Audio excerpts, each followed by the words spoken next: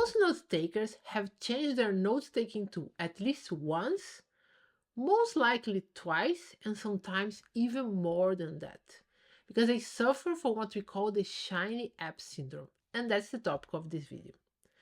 So I have worked with hundreds of people inside of the lifelong learners paradise, and every single one of them has the challenge of choosing what is the note-taking app that will work for them.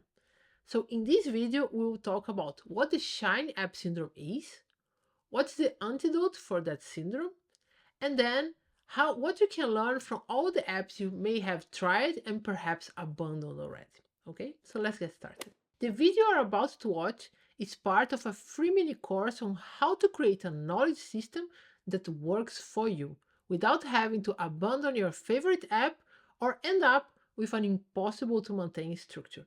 So if you want to have access to the full course, just check the description of this video. In this video, we'll start to investigate one of the 3 challenges that we have seen in a common journey towards a system that works for you. So in this video, we talk about what we call the shiny app syndrome.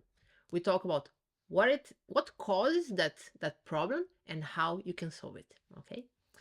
So the shiny app syndrome, as we talked before, is that process where we are looking for a system that works for us and a shiny new app, which is usually a very interesting one, appears and promises that it will solve your problems. It works the way your brain works.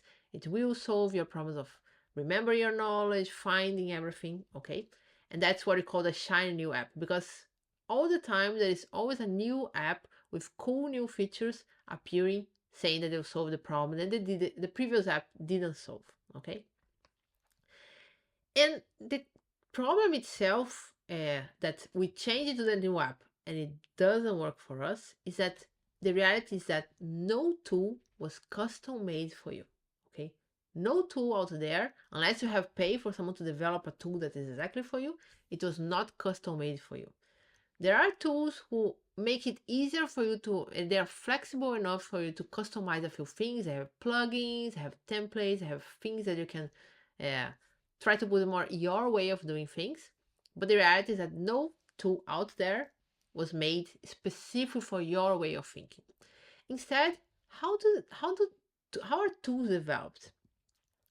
This is what I used to call the PKM pyramid, but I changed the name for system pyramid, and the main reason that it works for any system, okay, is that when a developer is developing a tool, they have to take a series of design decisions. How do I want this tool to work? First, I need to think which methods I want to implement. What are the ways of work? Where people should click first and then second? What appears for them in the screen? And then the third step, okay?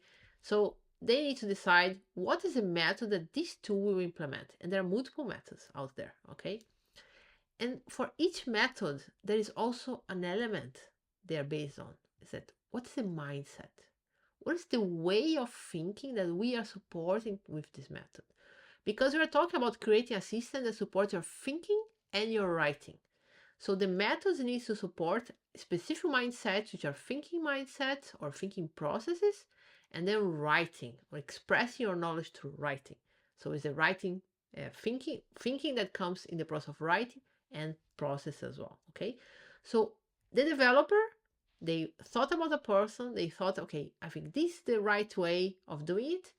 Many times without any research, just like, I think this is a good way, I saw some people doing that, so let's do it, okay? And then they create the tool based on that. So when we use the tool, when they say, well, come here, it works the way your brain works, they are asking you to be magically teleported to the very top of this pyramid. Because they genuinely believe that their methods will support your mindset, okay?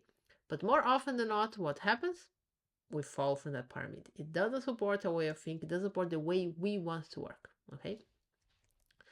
So let's do a few examples. What does it look like in practice? Let's suppose you are taking your notes, okay? It's like a thought comes to mind, and you just want to quickly capture your thoughts, okay? What are the different decisions that designers of tools make? For example, let's suppose Google Docs, Google Drive, you want to just quickly capture your thoughts. That's a very hard app to quickly capture your thoughts, because before you capture, you need to think, in which folder should I create a document where I will write my thoughts? So rather than just like write your thoughts, because that's what you want, you need to be thinking, where should I put this thought first? Even when I didn't even write down the thought yet. I'm still exploring what I want to write down, okay? So that's a decision for the developers there. Was like, okay, let's organize first and then you decide what you want to write, okay? Another example here is from Obsidian app. It's like you open Obsidian and it already has an option, create new note, okay? Create new note. So with that, if you click on that, you can start immediately create your note.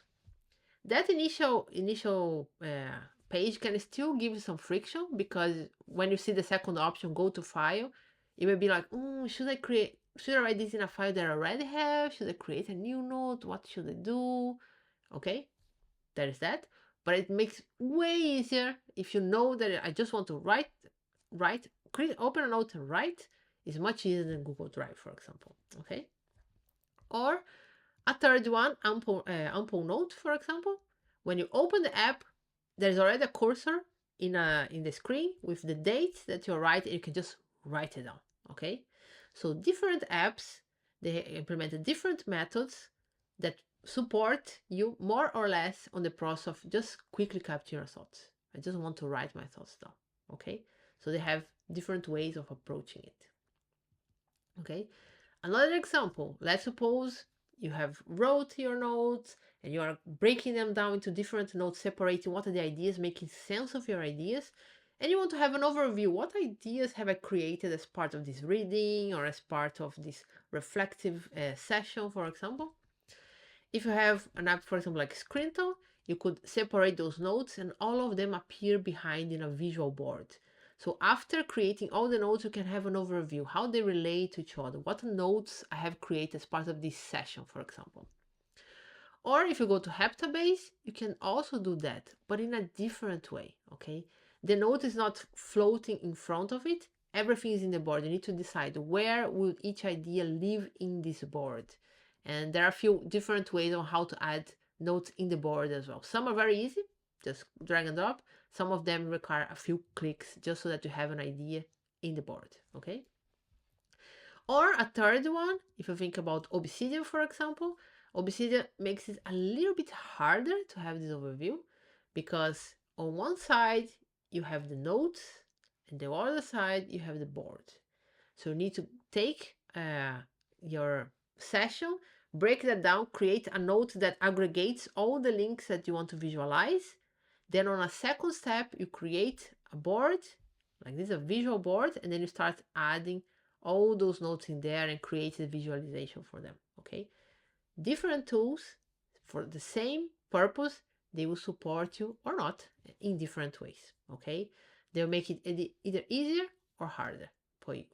So you need to decide what is it that you want to do, okay? So there are two ways to approach that. One, you can adapt your mindset, your way of thinking, your way of working to your favorite tool. Or what I suggest, adapt your favorite tool to suit your mindset, because adaptations can be made. That's what I talk about. You need to climb your own PKM pyramid, okay? So let's start. What's the mindset? What's the way of thinking that I want to support? How can I have methods that support that way of thinking, that put that way of thinking in practice? And then how can I use my tool to support that? So how can we adapt our favorite tool, even if your favorite tool is Google Drive, okay, which is not a note-taking tool by itself, okay? So adapt your tool or choose a new tool that does support your mindset. So for example, if I want to quickly capture my thoughts with Google Drive, I could organize it in a way that I create a folder called birthplace. So all ideas, they go into the birthplace. I just open that, create a document, and then start writing things down. Later on, I decide where do I want to organize that idea, what do I want to have in my notes. But then I have just one place and our notes go there. So if you want to quickly capture a thought, I know I should go to the birthplace immediately and write it down, okay? I don't need to change my whole tool just to have that. I can still use my favorite tool, if that's your favorite tool, to do that, okay? Or if I want to have an overview of my ideas, Google Drive will not give you that. Like, what are you talking about? So you could have the same thing I will have in Obsidian, for example, I was talking about before. You can have a document, and you can have the links to the other documents with the different ideas. And you could have a separate tool just for that overview, for example, Miro, where you can just embed your documents, okay, directly from Google Drive, and then create that a visualization in there. That's an option. That's a way to bend the tools to our will rather than the other way around, okay? So, and many times that's easier than be learning new apps, okay? Until a point where I say there is so much friction in doing this that I prefer to just have a new app and then go in that direction. But at least you know what you're trying to do, what you're trying to support, okay? So that's the reality of like when you face a new shiny app, rather than just like jump into this new app thinking that the app will solve all our problems. Let's think first on the mindset. What's the way of thinking that we want to support? Can I just bend my current tool to support that? Or I'm arriving at a point that I cannot do that? And then if a new shiny app appears and say, wow, this app is cool, what should you do? Should you just throw it away and say, I'll never look at a new app ever again? I would say there's no need for that. Instead, let's think, is there any new mindset, any new way of thinking that I could learn from this app? Maybe a new way of thinking that I have never used before, which could make my life easier, okay? So let's try to learn this new way of thinking, see if we can adapt in our own tool, and if not, then decide, okay, which tool should I use, okay? So that's how we can deal with the shiny web problem. Let's adapt your favorite tool to your mindset. If you are a note taker, let me know in the comments how many times have you changed your note taking app and which ones have you used. After you have solved the shiny app syndrome, there is another challenge that may appear next. So that is the topic of our next video.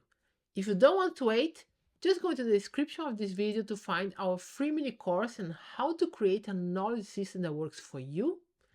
Otherwise, I see you in the next video.